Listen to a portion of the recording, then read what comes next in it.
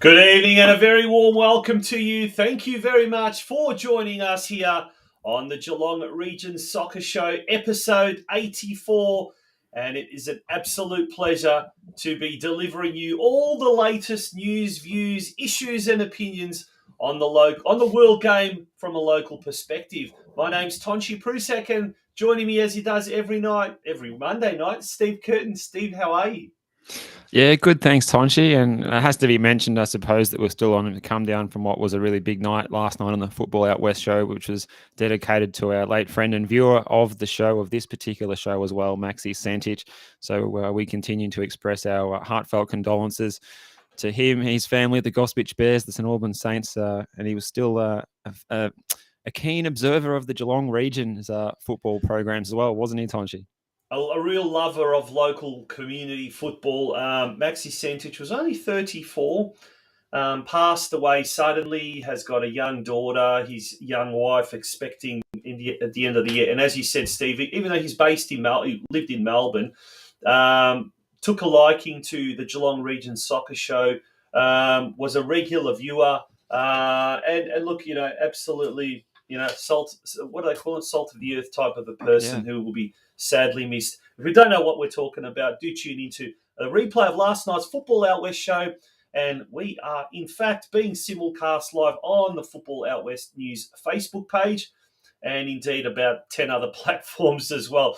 But, mate, tonight we've got a huge, huge show, as we have every week. There is so much going on in our local football circles. Hard to believe with some of the leagues, like the state leagues, for example, and the NPL leagues, we're already at the halfway mark of the season.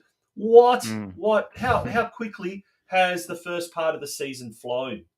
Yeah, very quickly. It's hard to believe. You've almost got to pinch yourself to realise that round 11 has already come and gone in the state league, men's and the NPL 2 and NPL 3. So we're well and truly, we're in the smack bang in the middle of the season for those competitions. So we've smashed out the fixtures, no breaks for Easter and that kind of thing this year, just trying to get those fixtures played out after what we've been through, obviously, the last couple of years. So we've got a full weekend review of your NPL, your State League men's and women's, your VPLWs, your Geelong Div 1 men's and women's as well. And, of course, there's been a bit of action on the weekend as well, hasn't there, Tonci? Because not only was the Socceroo squad named, but also there was a team that's played a bit of football in the region that represents the region, became the champions of Australia as well. So that's pretty exciting too. But we should mention our guest perhaps tonight at this point.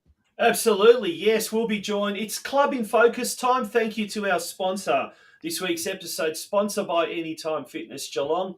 Big shout out to Rob Panetta, who also moonlights as the Surf Coast men's senior men's coach. And he has graciously sponsored tonight's episode, but he's also nominated, obviously, his club, Surf Coast FC, as the club in focus. And last time when we had Surf Coast FC, we had Tom Langman, the Surf Coast men's coach, and we also had Brett captain. King.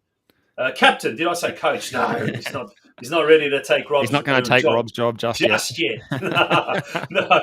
Maybe Although on he's the thinking weekend about they it. did have a bad result, and we'll go in the roundup a little bit later on. But we also had Brett King, the president. And now tonight it's the turn of the ladies down at Surf Coast Football Club. We'll be joined by Mark Wyeth. I hope I've pronounced that correctly. I'm sure he'll correct me if I haven't said that right. He is the coach of the senior women's team, and geez, they are doing really, really well in a three-way battle for top spot in the local Geelong Region Women's Division 1. So that's going to be awesome. That's coming a little bit later on. But Steve, we'll be having a lot of news after the news break, and we'll go straight into the A-League roundup. But before we do that, we're going to take a very, very short break. A little bit of a homage to our episode sponsor tonight, Anytime Fitness. Here's a couple of words from our sponsor. Don't go away, folks. It all starts with heart. 500,000 people are changing their lives every day with Anytime Fitness. That's 500,000 hearts beating as one. Join them. From cardio to strength, free weights to functional. All Anytime Fitness clubs contain the most up-to-date equipment that suits all fitness levels and any workout goal. With your Anytime Fitness membership, you have access to our clubs all over the world. Get your fitness fix 24 hours a day, 7 days a week, wherever you are, anywhere, anytime. Whether you train at 5 p.m. or 3 a.m, your safety is our top priority. All of our clubs have 24-hour security monitoring and secure key access, as well as private bathrooms and changing rooms. So what are you waiting for? For more information or to join the Anytime movement, pop into the Highton, Leopold, Drysdale, Torquay or Ocean Grove gyms. Visit our Geelong City gym at its new location of 140 Marlborough Street or text your name to 0477 225 518 and our membership consultant will get back to you. Anytime Fitness. Looking after your health and fitness, anytime, anywhere.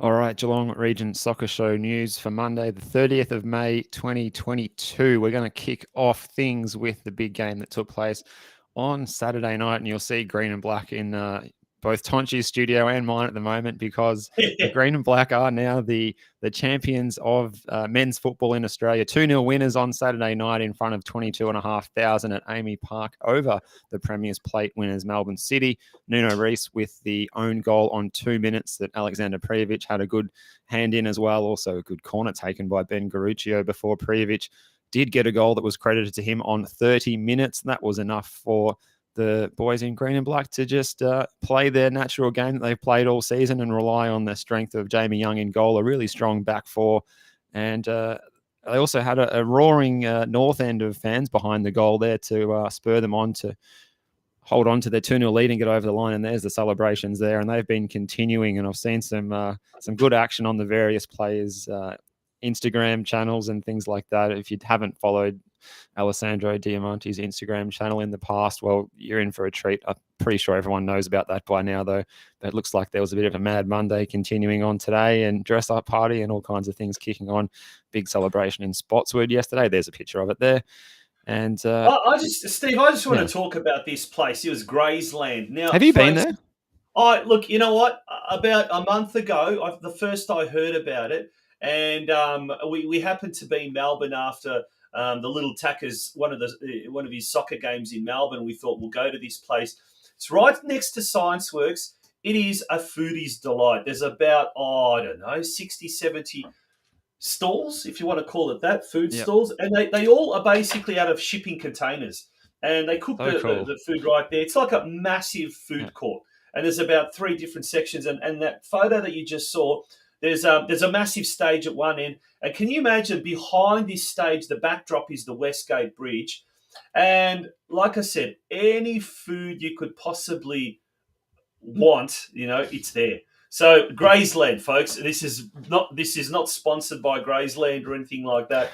If you are in Melbourne, well worth a visit for any foodie's delight. But yeah, I think Kate the and I other thing, we might get down there soon. I think I'll be spending a bit more absolutely, time in Melbourne soon, yeah, and I think it we might might have be. to have our Yeah, Geelong Region Soccer Show Christmas party down in there. Hang on, that wouldn't be nice to have our Christmas party somewhere that'd be like the outside Cats of having Geelong. their best and fairest at Crown again, that sort of thing. Oh, well, that's right, yeah. But getting back to that photo, this is what I just want to really, really bring to your attention. If you look down in the bottom left-hand corner, probably third head from the left, his head slightly tilted. None other than Steve Horvath, Geelong's very, very own Steve Horvath, football operations director of Western United. He was the public face of Western United, more so in the early days, trying to get a lot of local support as well. And it's just amazing in 3 years what the club has achieved.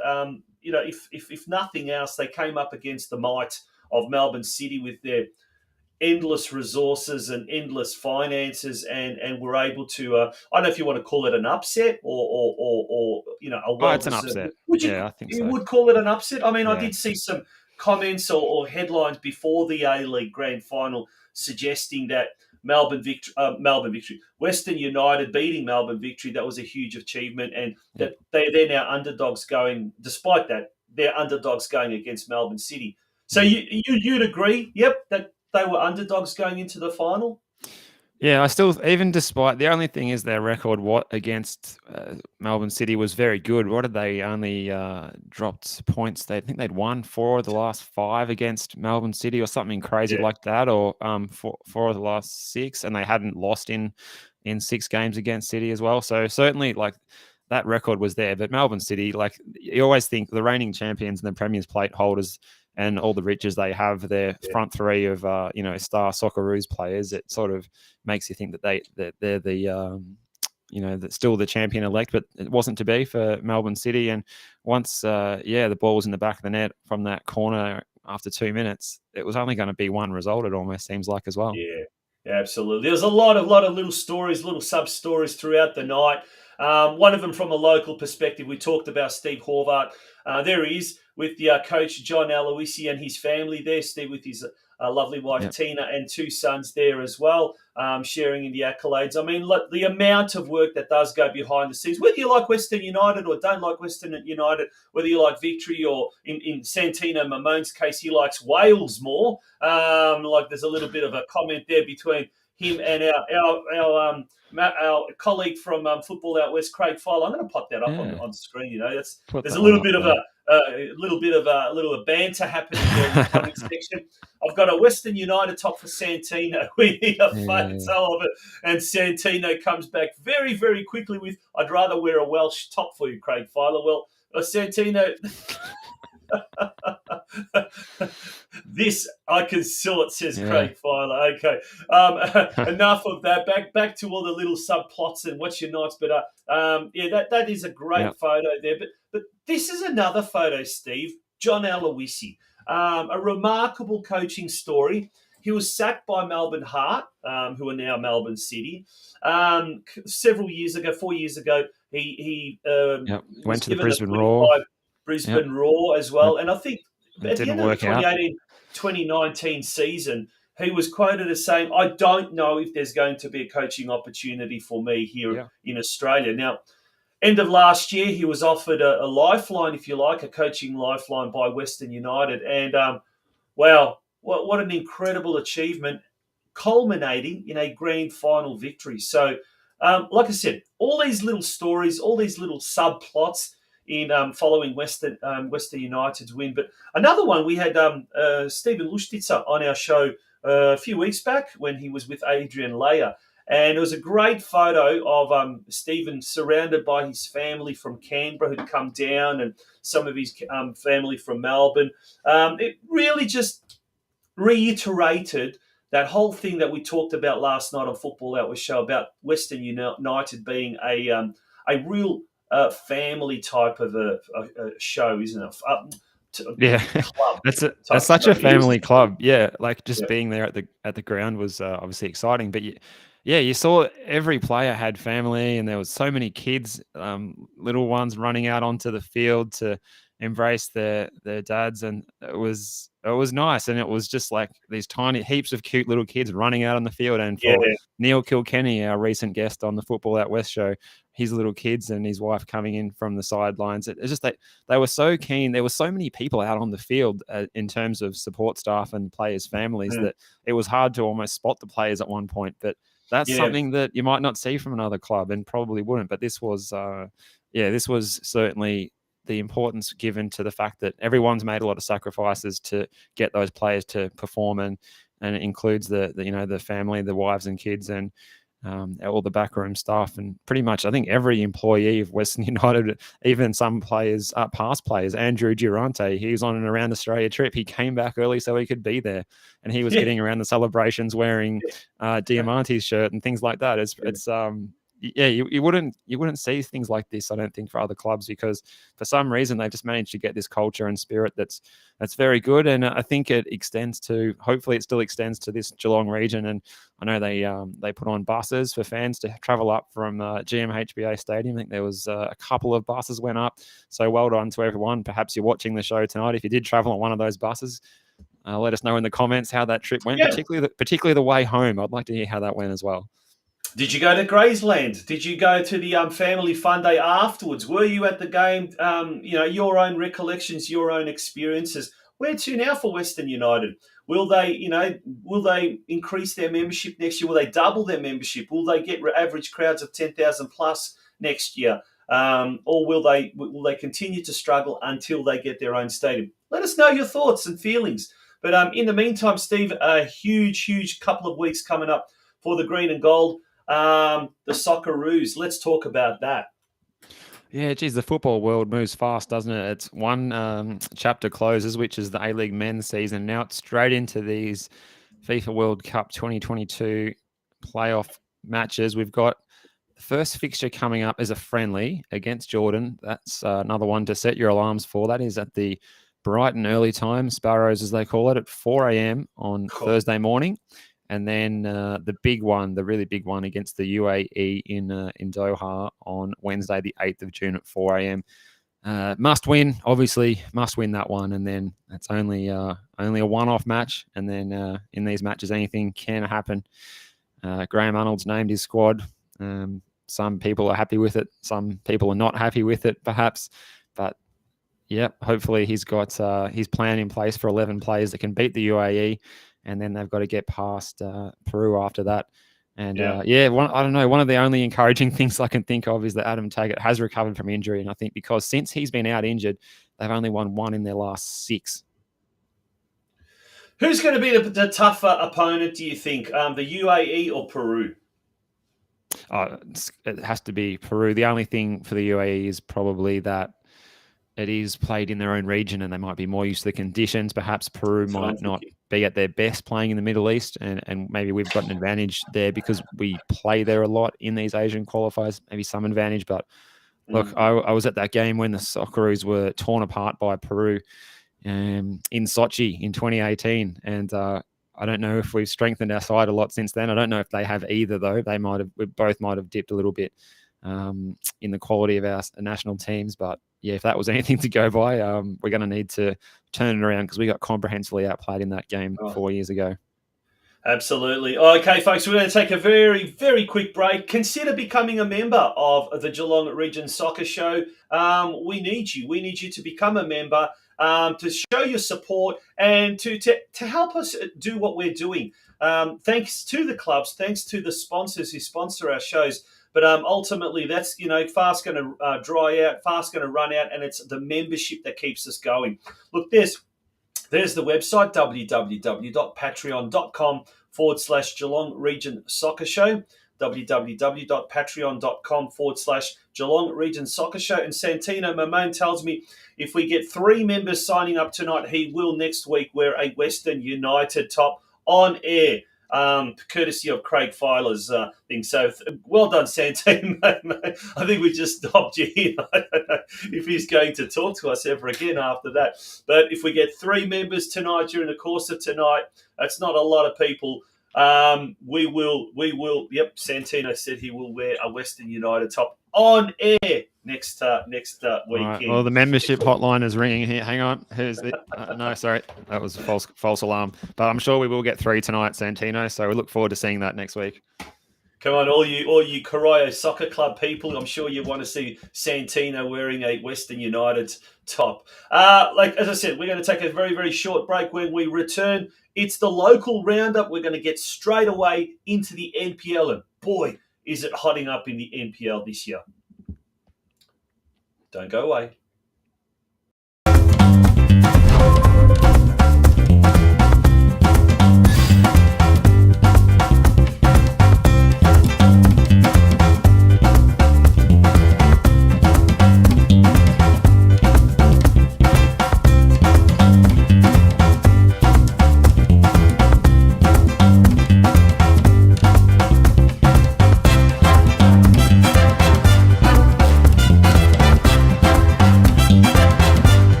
Welcome back to the Geelong Region Soccer Show. It's episode 84, and a big shout out to Anytime Fitness Geelong, who are our sponsors for tonight's episode. Steve, let's get straight into the NPL.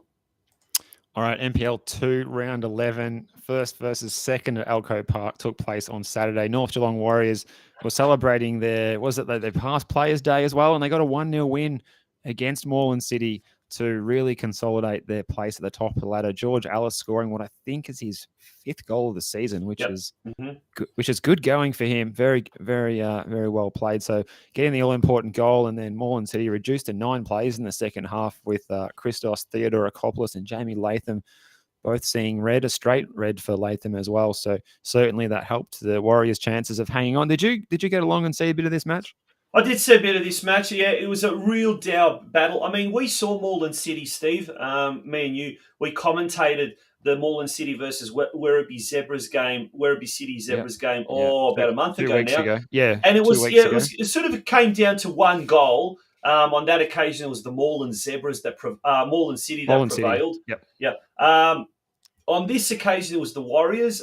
George Ellis flowed. Look, there's a lot of exciting youngsters around town at the moment. Geelong's got some really, really good players. I watched Rangers a couple of weeks ago.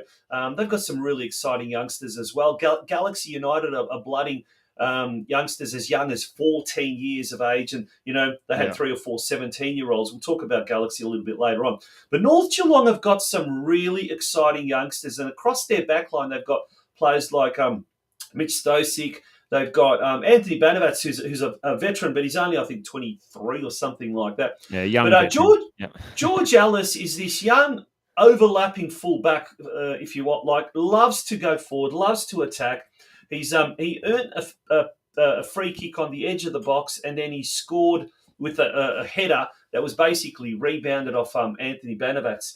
It is his 5th goal of the season. It was a scrappy game. Look, Moreland City towards the end, I believe, were reduced to 9 men. They had 2 players sent off, and one of the players was given a straight red for, unsportsmanlike behaviour. But there'll be, I think, more said about this after he fouled Yuji Kin, the North Geelong Japanese player. And some choice words were said there that we, are not going to allege on air, but certainly some colourful language used. And that particular player could be looking at multiple weeks of suspension. But Geelong had a really good game as well against Western United, a ripper of a game. So look, the NPL, I think this weekend there's 2 games being played at home. So do get out and watch these games because, there we go.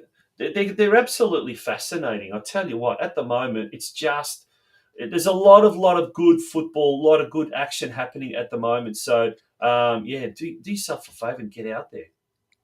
Yeah, so we'll mention that NPL 3 match because Geelong got a 1-1 against the Western United NPL side. Jacob Krajicic getting the goal. And I think it was a late equaliser as well, if I'm not mistaken, Tonci, in that one to get a good share of the points. And that's a good result because Western United is a difficult team to play against at that level. And they're one of all those top 3 A-League Academy sides are difficult to play against. We've got footage of that looping header there, long Mitch. And look at that. Jacob Krajicic, 90th minute goal or something like that. So an extraordinary goal. There, it looked very dark. It looked like the lights were not turned on in that particular image, although it was an afternoon game. Yeah, there was. You can see the sun, but look at that looping header. How beautiful! Yeah, I'm just getting a black screen. Hopefully, people at home are seeing it though. Oh, okay, right. Yeah.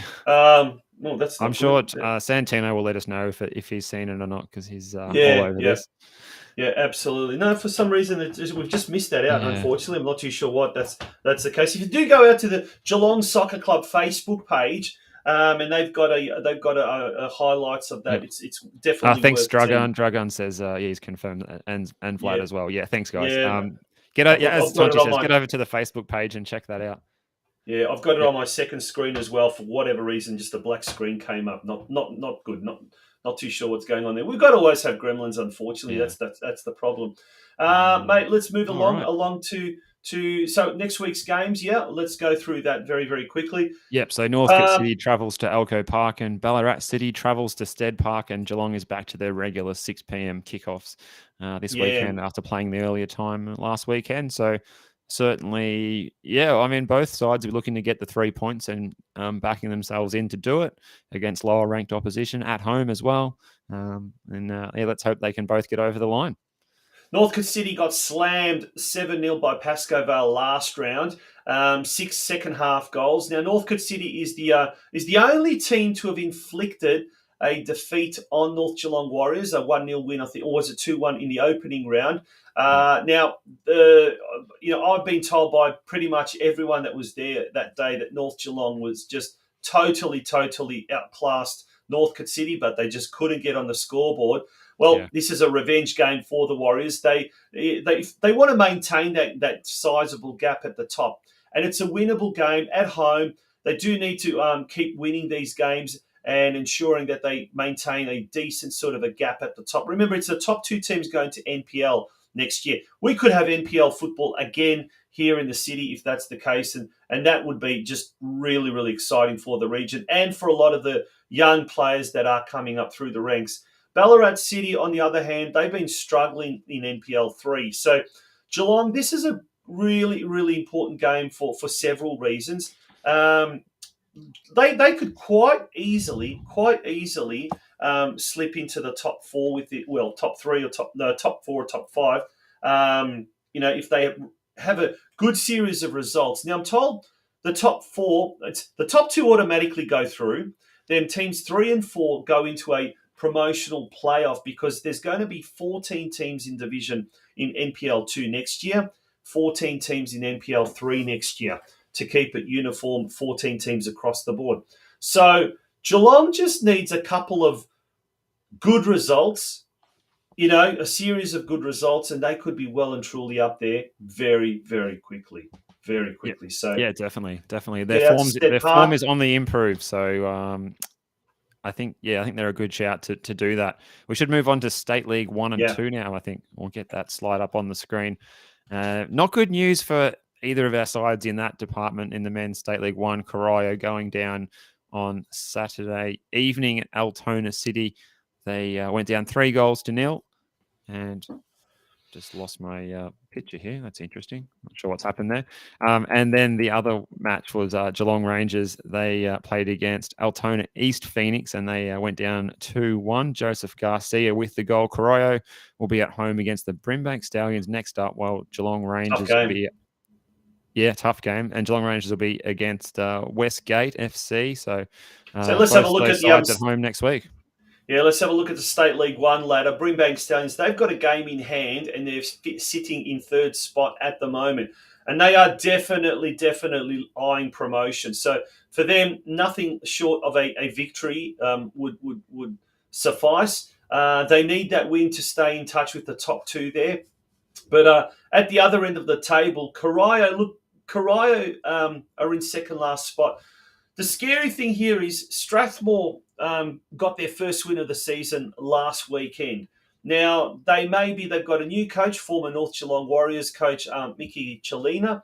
And look, they're starting to string a few good results together. They're starting to string some good performances together. And Clifton Hill, they're in third last spot. They're probably Coroyo's direct opponent, if you like, to stave off relegation. But I tell you what, it's a tough game, but a game they really, really need to put in the full yards on this one. Now, moving along, we're going to move along to the State 2 ladder, I think it is. And if I can just find it wherever it is. There we go. Rangers still at the bottom of the ladder. Look, they won their first game last week, but they need to string a few good results, good performances. This one's going to be a tough one against third placed Westgate. Steve. Yeah, definitely a tough one. At least they'll be on their home soil, and if that can give them some sort of advantage, that may that may do the job. Okay, Men's State League 4, round 11. This was the big result for the weekend. Bell Park 0, Golden Plains 5. That's correct. Don't adjust your stats. That was at Bell Park Sports Club as well. Core to Hoot with a double. What happened there? Kevin Benny Nealingall with a double, and Rowan Town getting on the score sheet as well. If you were there, I'd love to give us a mention in the comments. I'd love to hear what you witnessed in that game, because that is a huge win for the Golden Plains side. It's their first win of the season, and not only to get the 3 points, but to do it in such style against their rivals in the Midland Highway Derby. Crazy stuff, but they did. Okay, the results weren't so good for some of the other sides in this space. Surf Coast dropping the points 5-1 down. Jack Banks got the goal for them. Next weekend, Surf Coast will play Spring Hills at Banyulwarri. Bell Park have got a difficult fixture at Keilor Wolves, and Golden Plains are off to play the West Side Strikers up at Taylor's Hill. So that is our State League 4 wrap. We'll move on to State League 5, Tonci, and we had mixed results here. Couple of wins and a couple of losses. Yeah. Barwon did really well. They're really doing well, and their new English recruit Liam Sim scored 2 goals on the weekend. Christian Mann, apologies there, we just spelled his name wrong, continues to do well. That's his 12th goal of the season. But Milton Bailey, the youngster, he also scored. He scored 16 goals. He's the biggest goal scorer at the moment in the region. Those two, in fact, hold top 2 positions in the region. That is, out of all the Geelong clubs, male or female seniors. Milton Bailey, 16 goals so far this season. Christian Mann, 2. Deakin actually lost against Ballarat 1-0. Yes, so apologies for that little typo. Yeah, apologies for that error. Yep. Yeah. West Point went down to Lara United. Lara United picking up the points. Oscar Mayondo goal, as did Tristan McGrath. And I think that's Tristan McGrath's 6th goal of the season. So he's really doing well. Surfside Waves, a much improved performance from them this week. Going down to Wyndham FC 2-3. Alexander Ketchen again amongst the goals, and an own goal there. Next, or this weekend, Steve, what are we looking forward to in State 5? Yeah, Balmoral will host Lara United. Surfside Waves are at home against the Melton Phoenix, and we've got the derby. Get along this one at Grovedale Reserve on Saturday evening, 5:15 kickoff. So if you're at another ground or you're doing something else in the afternoon, you can still get along for this good time slot. Barwon versus their rivals Deakin Uni. And there's always a good crowd. That's going to be a really exciting match, I think. And Deakin will always try and lift for that particular fixture as well. So they'll try and push Barwon, who will definitely go in as red hot favourites. But yeah, that would be a good one if I was getting to a match this weekend. That might be it. Yeah, if Deakin were in third position and they've dropped because of that loss, then they'll be hurting. They will be hurting, because if they had defeated Ballarat, which they probably should have, they would be, nipping behind Melton Phoenix, and they would have been 4 points behind. This way, they're 7 points behind Melton Phoenix. But Barwon, look, they've opened up a massive gap between themselves and third place Balmoral. But nonetheless, Barwon, as we said, strengthened by their English import, Liam Sim, and armed with two of the most potent goal scorers in the region in Bailey and Marn. They will be looking to, keep the bragging rights going and keep that top spot there. But Lara, they've been collecting some points in recent weeks. I'm not too sure if they've got a game in hand or if that game against was it West Point? It's not shown up there, but I'm pretty sure. Actually, it might be a game in hand. So look, they've got a very good chance of moving up to a sort of a mid-table position as well. Let's go very, very quickly through the. Shall we take a break or go straight into the VPLW? Let's maybe we'll take a very quick break. Okay. We'll take a quick break. When we return, then it's the women's football and the local Geelong region competition. It all starts with heart. 500,000 people are changing their lives every day with Anytime Fitness. That's 500,000 hearts beating as one. Join them. From cardio to strength, free weights to functional, all Anytime Fitness clubs contain the most up-to-date equipment that suits all fitness levels and any workout goal. With your Anytime Fitness membership, you have access to our clubs all over the world. Get your fitness fix 24 hours a day, 7 days a week, wherever you are, anywhere, anytime. Whether you train at 5 p.m. or 3 a.m, your safety is our top priority. All of our clubs have 24-hour security monitoring and secure key access, as well as private bathrooms and changing rooms. So what are you waiting for? For more information or to join the Anytime movement, pop into the Highton, Leopold, Drysdale, Torquay or Ocean Grove gyms. Visit our Geelong City gym at its new location of 140 Mirabel Street or text your name to 0477 225 518 and our membership consultant will get back to you. Anytime Fitness. Looking after your health and fitness, anytime, anywhere.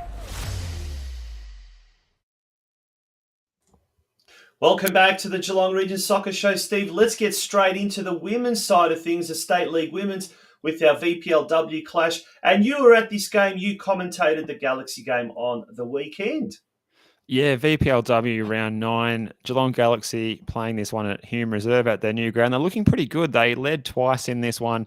Emily Sutcliffe opened the scoring from all of 35 yards. She'd already hit the post from around 30 yards as well before she scored. So certainly no stranger to the long-distance spectacular goal. And yeah, the Galaxy captain didn't disappoint again on this occasion. They were pegged back to 1-1 before Lola Button rounded the keeper and made it 2-1. And then the Knights managed to pile on 3 unanswered goals and ended up getting over the line 4-2 with a very strong second half performance from an experienced-looking outfit there. So, and I think we mentioned there's some really young players getting opportunities in the Galaxy team, so they'll all be better for the run. Next week, they're playing Eltham Redbacks at the later kickoff time. It says it's at Eltham North Reserve. So, it's always a good match when those two play each other. But we'll move along and look at the Women's State League 1 Northwest, shall we?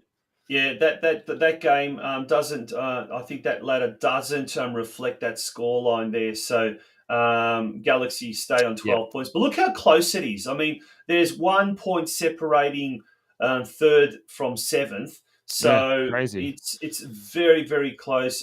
Very close indeed. So moving along to State League 1. State 1 Northwest, high scoring game this one. Elwood City 4, North Geelong Warriors 8.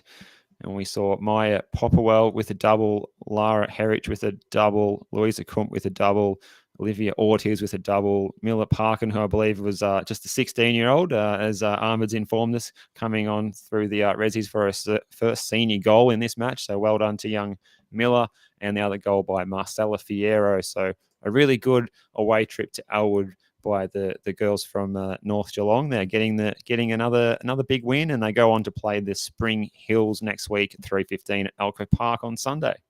Big game that. Spring Hills are in third position by virtue of a better goal difference, and they also do have a game in hand. So it's one of those important games that consider it a 6-pointer.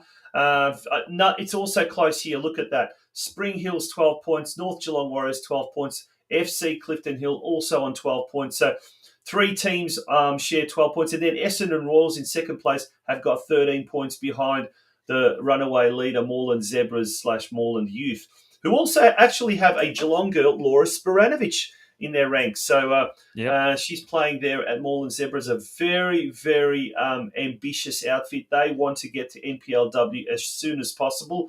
But the North Geelong Warriors, they've had a very good first year in State League 1, 4 wins and 2 losses. And indeed, they will want to continue their winning ways against Spring Hills at home.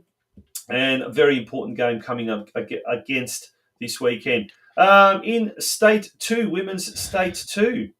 Yep, Lara United 0, Spring Hills 0. So a stalemate there in that one. We've gone from a wealth of goals to a deficit of goals there almost in those two particular fixtures coming up back to back. Next week, Lara United will host Ballarat City. That's at the earlier time, 1 o'clock at Lara next Sunday. And you can see Lara's still looking pretty good at the pointy end of the table. Should we move on to Geelong Rangers in State League 3 West? Yes, absolutely. And just a quick note about that Lara game. First versus second, they don't come bigger and more important than these games. So next weekend, look, as we said, heap of big games happening around the region next week.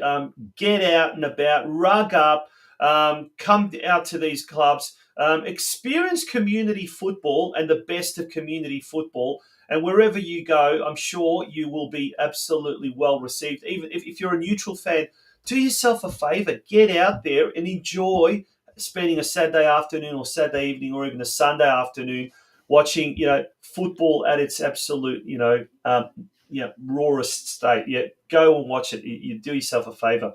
Mate, Geelong Rangers, they've been really doing well in State League 3. Yeah, 7-0 away at Westgate on the weekend. Anna Bilic with a double, Danny Manich with a double, April Anthony, Bridget McDermott and Annalise Roundley all finding the back of the net. So a really strong performance there, doing it easy in that one. Their next match will be against the Maribyrnong Swifts, who find themselves at the wrong end of the table. That match is at Myers Reserve, so I'm expecting the Rangers to notch up a similar amount of goals in that one this Sunday at 1 p.m. Now, this is going to be an important game because goal difference could well and truly come into the equation here. Yep. Geelong Rangers have got one game less than the leaders Avondale and Caroline Springs in second place. That game is against Point Cook, so Point Cook sitting in 7th spot. A win is important because a win will get them on top spot by virtue of a better goal difference. So it's games like against Maribyrnong Swifts that Rangers women will really need to, get a bag load of goals like they did against Westgate because it's going to keep them in good stead. Whew, we're nearly there. Let's focus now on the local competition, mate. All right. Do you want the men's first or the women's first on this one? Let's go the men's, yeah. Okay, so these matches played yesterday, except this first one was on Friday night. Alco Park Cardinals 5, Breakwater Eagles 0. Noah Barker with a hat-trick there. Well done, Noah.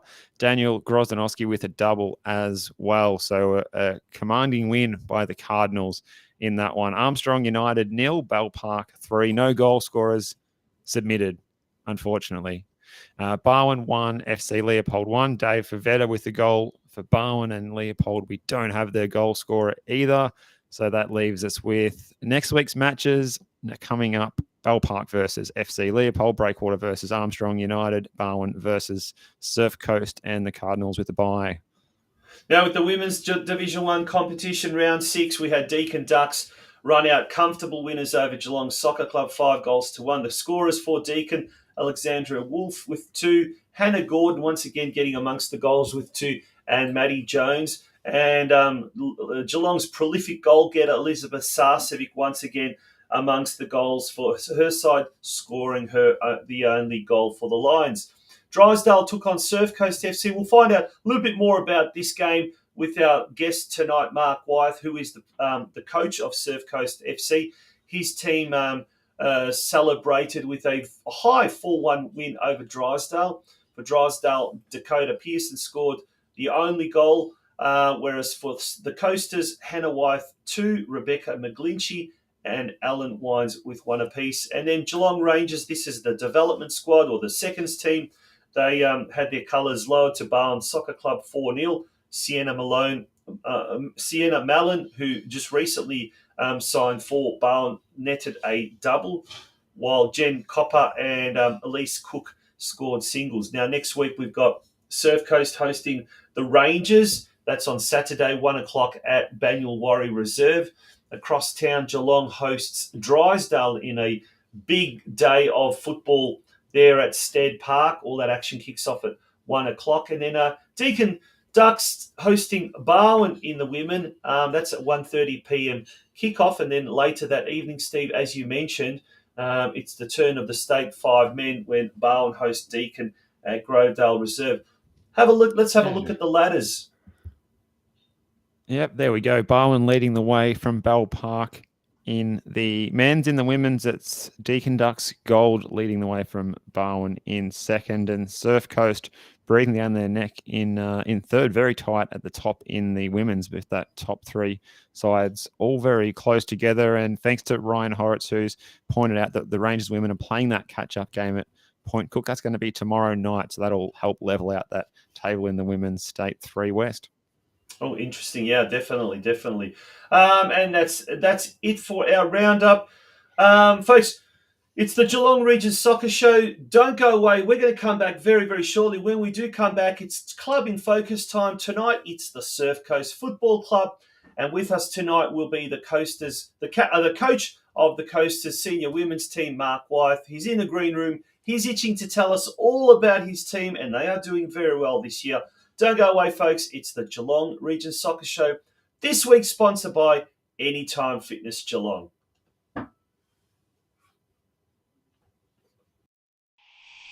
It all starts with heart. 500,000 people are changing their lives every day with Anytime Fitness. That's 500,000 hearts beating as one. Join them. From cardio to strength, free weights to functional. All Anytime Fitness clubs contain the most up-to-date equipment that suits all fitness levels and any workout goal. With your Anytime Fitness membership, you have access to our clubs all over the world. Get your fitness fix 24 hours a day, 7 days a week, wherever you are, anywhere, anytime. Whether you train at 5 p.m. or 3 a.m, your safety is our top priority. All of our clubs have 24-hour security monitoring and secure key access, as well as private bathrooms and changing rooms. So what are you waiting for? For more information or to join the Anytime movement, pop into the Highton, Leopold, Drysdale, Torquay or Ocean Grove gyms.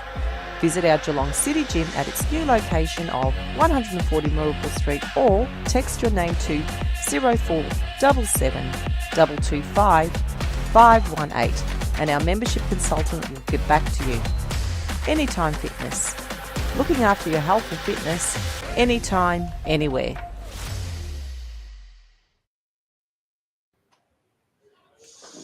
Welcome back to the Geelong Region Soccer Show, and it's great to have our next guest on. He's the coach, the senior coach of the women's team there at Surf Coast, Mark Wyeth. Mark, thank you for joining us here on the Geelong Region Soccer Show. Welcome.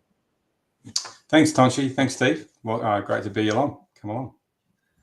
Now, first of all, the girls are doing a great job this year.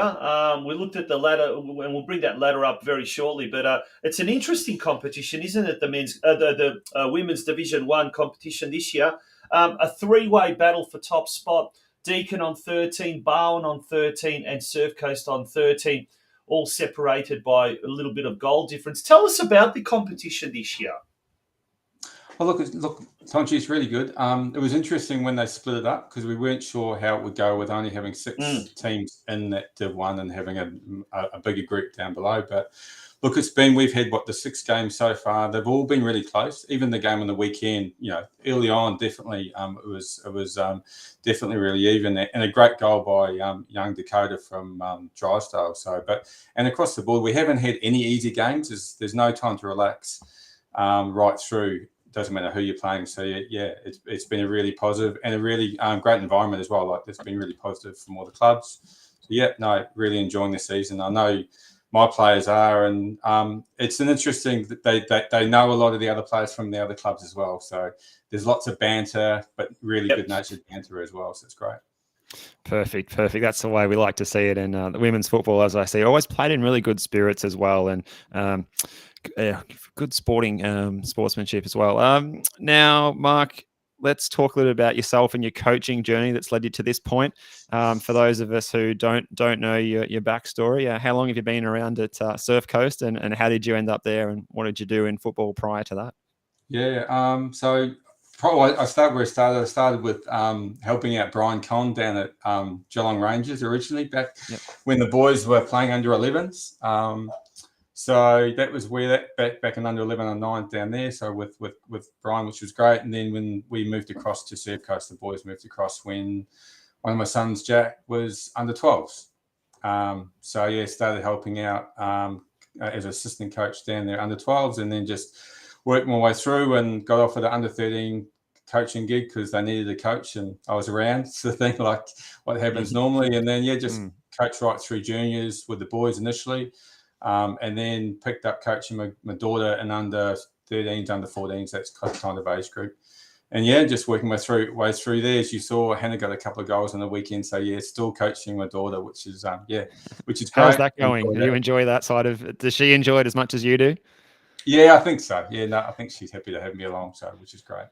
But so just carry on and love being part of the club. It's a great club, really supportive all the way through. And so I'm doing this, as Tonci knows, I'm doing my C license this year. Let's talk about that. Now that's absolutely fantastic, and it's been an interesting experience to say the least this year. Football Victoria are going down the path of having a hybrid face-to-face / Zoom type of a thing, and there's been a few teething problems. But that aside, it's interesting that Mark, a lot of the guys and girls doing the coaching course, the C license, are not at NPL level, that are community level. Some are coaching at Metro level, for example, but a lot of them are coaching here at community level. And let's take you, for example, senior women's coach of the local community league, but you're investing so much into yourself, into your knowledge by doing the C license course. One of your, now she's a former player, Bailey Gate as well, doing it. Youngster, how old is she? 18, 17? She would only be 17, I think, which is great. Yeah, that is absolutely fantastic. And what have you so far got out of that the C license course from a personal point of view that you've been able to take back to your senior women's team? Yeah, look, thanks, Tonci. And I think, look, it's been great. Like the support I've had from the Surf Coast Club and supporting me and doing it is great, and Bailey as well, and all of us around that. So I just think it's great, really supportive club that actually want you to develop as a coach. But look, it's been really good. I think it's really progressed me. I think you have to be ready to. I think it's really important to be ready to go and do your C license. I'm not doing it because I want the C license sort of label. I actually want it because to be a better coach.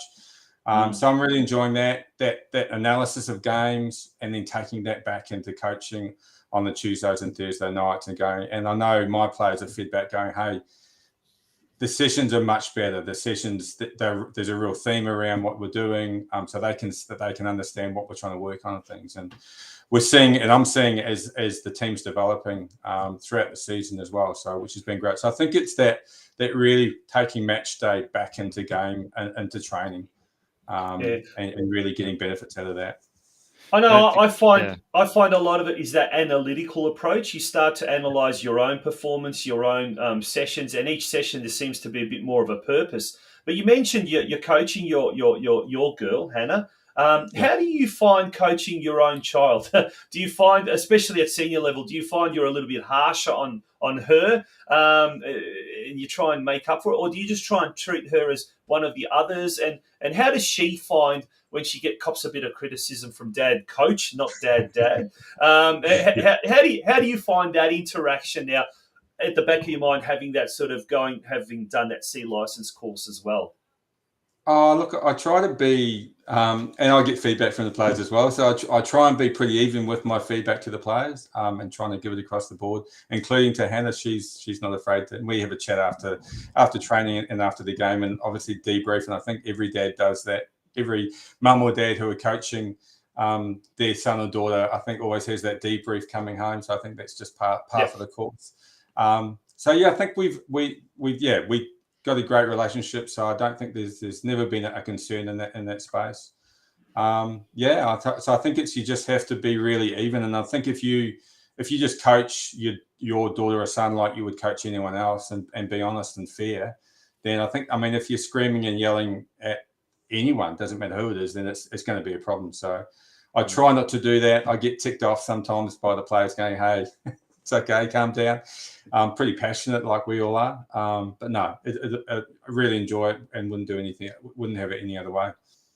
Mark, it's a good point you make about not doing the coaching course, not just to tick a box, but to actually really get something out of it to improve your coaching, improve your training sessions and your match days.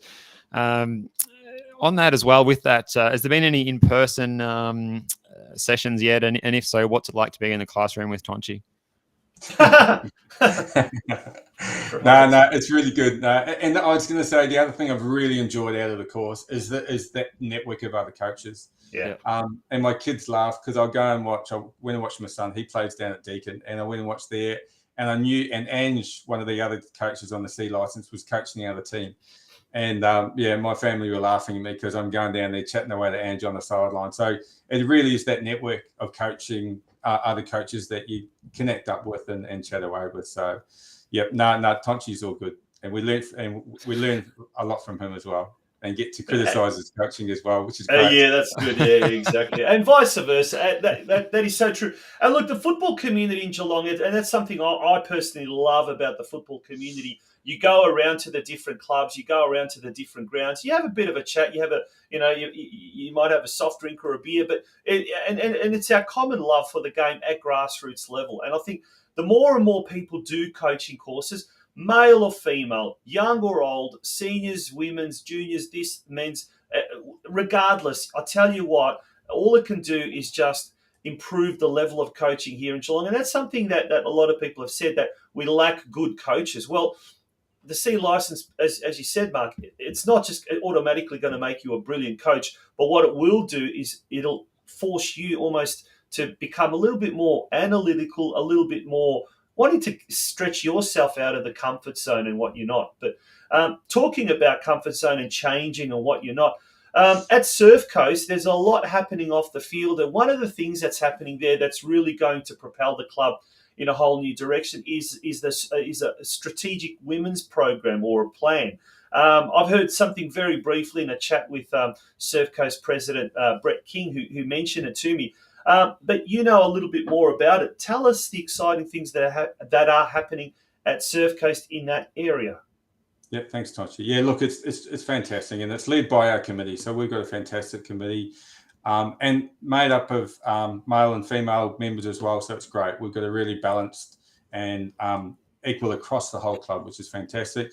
It's really about actually making conscious effort to grow the game, both within the region and certainly within Surf Coast. Make sure that the women and girls within the club are feeling supported and really feel like they're really comfortable. So anyone who's been down there, you would have seen the renovations going on at the club down there, which look just amazing. And I can't wait till they finish the new stand where we'll be able to look down on that main pitch.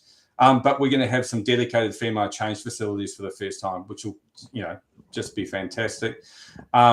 We talked about coaching before. The club's investing in our female coaches. So all our junior girls teams have got female coaches, and they're getting opportunities to get coaching themselves. Brilliant. Which is great. A few of them are young. We're looking at continuing to look to grow numbers both within the girls and with the women, and hopefully we can have two teams into the future and our senior women's, which would be fantastic. But we want to make that homegrown. So we're not going to poach players or anything from other clubs. We actually want to grow from within and with our juniors and actually make a really strong club out of that. Really focus on investment across the club, so it's equal across there, and really simple steps like having a purpose-designed female kit rather than just everyone the girls having to wear the guys' shorts and stuff and all that kind of thing. So it's just really, when we're making decision as a club, we're thinking that, hey, it's not just boys with a few girls on the side. It's actually equal. And the focus is equal between the two. So, which is really important for us, and that's why we want to invest both time and money in both of that. So. Yeah, Yeah. it's really exciting, and I can't wait to have that club rooms up and going, have the dedicated change rooms for the women and the girls. It'll be great. When do you expect that? When do we expect that to be completed? Yeah, I think it's mid-year. So yeah, I think Okay. it's sort of, but probably you have to check with Brett. But yeah, I think last time I heard it was sort of mid-year, so which is going to be great. And then I'll be able to when I do, we've got a for those who don't know, as part of your C license, you've got to video your assessment session. So I'll be able to put my camera up on the up on the grandstand and video one of those training sessions. So Excellent, great stuff. So technical these days. Can we touch on, Mark, a little bit about the composition of your squad with the Surf Coast women's team this year and how it compares perhaps to the other teams you've been up against in the new Division 1 in terms of maybe the age demographics and that sort of thing? Is there a lot of really young players going around? I see Hayley Pocklington is still going around. Is she an outlier as one of the elder players going around these days and the rest of them still quite young, or have you got a bit of a mix all across the board? Yeah, we've got a huge mix across the board. I think we go everything from 49 down to about 16. So, and a big range in between. So, wow. And we've got a couple in their 40s, yeah, and a few in their 30s, and then 20s, and a couple in their teens as well. So, it's great. And look, how does it compare? Every team's different. Probably get a team like Deakin; they're probably a little bit younger, and especially probably having two teams. That's the benefit of having two teams. We want to get to that stage where we can have some of those players who, and at whatever age, who want to play in that Div 2 a bit more social, and then playing up in Div 1 a bit more competitive. But hey, we've been great and really competitive, and it doesn't matter who they are, whether they're young or old or sort of thing. Everyone has a crack. Everyone's really supportive. So it's just a fantastic group. It doesn't matter whether they're 16 or sort of into their 40s. It's a really good group. They really get together. They support each other. There's no angst, sort of thing. It is a really well, and we've had a lot of new players coming in this season, and I know the existing players like Hayley have been really supportive of them coming in and things like that as well. So just a great group of girls who are really supportive and make my job easy, really. So that's good. I know, Mark, a lot of coaches prefer to just stick to coaching and leave all the football administration to the committee members and the admin and what not. But has there been talk amongst the local Geelong region women's football circles about next year? I mean, we did mention how there's only 6 teams at the moment, Division 1, and there's, I think, something like 10 in Division 2. And just quickly casting an eye on the Division 2 ladder, Bell Park at the moment undefeated, 16 points. Followed by Lara United, Surfside Waves, Golden Plains on 10 points, and then there's 2 teams on 7, and it goes like that. Is there talk of expanding next year's women's competition maybe to 8 teams, or to making it like 6 teams seems such a small division, doesn't it? It's a shame that maybe COVID sort of took a bit of a battering to the women's competition in recent years, but at one stage, it looked really good that we're going to have 10 teams in Division 1 and maybe 10 in Division 2. Has there been any chat about that? I haven't heard, but it was a little bit of a funny one because a couple of those teams, Bell Park and Lara, have come back into that local competition. So probably that's where they had to come into Div 2. So I think there's going to be that opportunity for those top couple of teams to logically move up into Div 1. So I think they made the right decision this season with setting the comps up as they are. And I think they'll be able to further adjust it next season. But it's certainly much better having 2 divisions. It was it was okay, but it was pretty tough for some of those teams last year. So I think it's been much better this year, much more even across the board, which is great. So I'm sure they'll do some adjustment there, and we'll get sort of more that 8 and 8 type thing, or 10 and 10 hopefully into the future. So yeah. And as it stands at the moment this season, with that top 6 teams playing in the women's Division 1, the top 3, it's a real 3-horse race. 3 teams all on 13 points, yourself included. Who's been the toughest opponent that you've faced so far this season? You've got Deakin Ducks Gold and Barwon looking pretty good, and Geelong's just trying to put a bit of pressure on in 4th as well. Yeah, look, Probably Deakin are the standout. They're really well coached and they've got a couple of really strong players up front. So they taught us a real lesson last weekend, which wasn't much fun, but a real challenge as well. So it was really good to have a bit of a challenge and go, right, that's the standard we have to get to.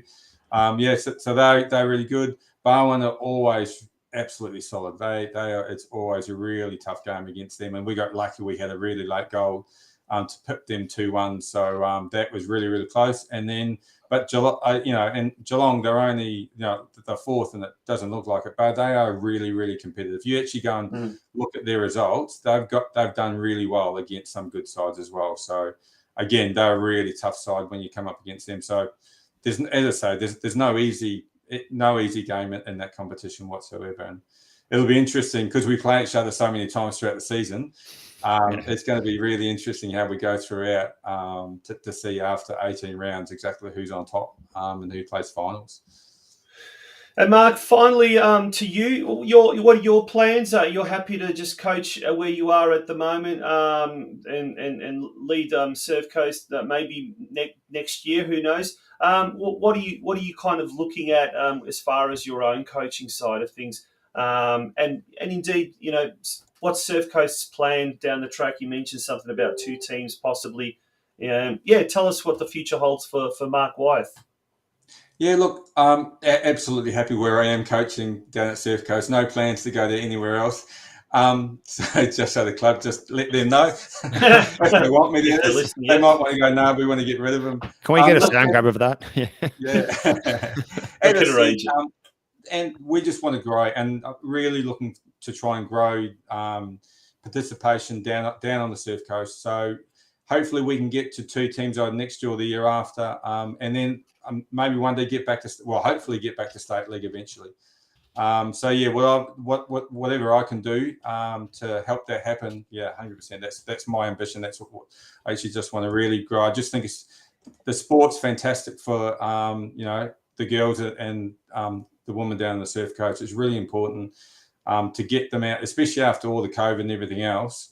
And the 2 years we had, to make sure we have an opportunity for our female sports people to get out on the park and play and participate and have fun and play at the right level and give different opportunities and growing and give a real path. For me, it's really important to have a pathway for our juniors as well. So they feel really it's a positive, supportive place that when they finish their juniors, they're ready to come into seniors. And we've already had 2 or 3 of our juniors play this season already.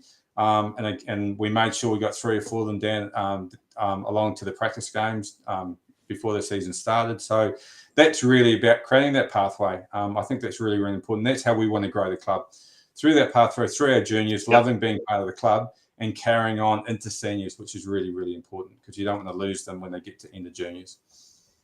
And just lastly, Mark, is there a message for any of the girls if they're watching tonight, or is there anyone who's a bit cheeky on the training ground that needs a bit of a razz at the moment? No, they're always all really good. Although I'm sure I'll get a bit of stick. It's because I didn't mention something or miss something. So, but no, they certainly, it's all fun. It's all fun. Absolutely. Excellent. All right, mate. Well, thank you very much for joining us. Really appreciate you being part of a Club in Focus this week. A big shout out to Rob Panetta at Anytime Fitness for sponsoring this week's episode and for nominating Surf Coast Football Club as his Club in Focus. Wishing you all the best, Mark, and look forward to our next Zoom get-together in the C licence. Great. Thanks, Tonci. Thanks, Steve. Thanks, Mark. All the best. Mark Wyeth, lovely gentleman, as Tom Maddox says. Great guys. Mark runs a good program with the Surf Coast ladies. They are strong and strong opposition for sure. So Tom Maddox says that from, I think, Tom's involved at Deakin Unit, Deakin Ducks, if I'm not mistaken. Yep. Mate, that brings us to the end of yet another Geelong Region soccer show. What are the plans coming up for this week? Much on? Lots on. We've got to watch the Oz Crow show, I think, in when is that, on Wednesday night? Is that Tuesday night this week? Yes, we've got a breaking news tonight. Well, actually, we just found out very, very shortly. A young Socceroo Nicholas Bilokapic will be coming to us all the way from Uzbekistan, I think it is, where he's with Fantastic. the young Socceroos. So he'll be joining us as well. And there will be also a little bit of a tribute to the late Maxi Santic, who was heavily involved in some of the grassroots football clubs down in the western suburbs of Melbourne, who was a big fan of the Football Hour show. He used to tune into the Geelong Region Soccer Show, even though he wasn't a Geelong local, just really enjoyed his football and community football. But on that note, thank you everyone for being a part of tonight's show. Really, really appreciate your presence. And Steve, as we said, get out this weekend to a game. Doesn't matter what the game is it's a juniors or a seniors, a men's or a women's, NPL, state league or local league. Get out there, enjoy it. Really, really enjoy it. That's because right. That's right. And speaking of enjoying junior football, next week it's all about the country championships. We're going to have some ripper guests next week, including the GRFC chairman, Mike McKinstry, joining us. That is going to be a perler of a show. We'll be previewing the big Victorian Country Championships and, more precisely, the Geelong rep teams as well, Steve. So I'm looking forward to that next week. That'll be great to speak to Mike McKinstry next week. Can't wait. And as you're saying about getting out to watch some local games this weekend, what do they say? There's no such thing as bad weather to watch a football match, just bad choices of clothing. So rug up and enjoy. Oh, I like that. Good.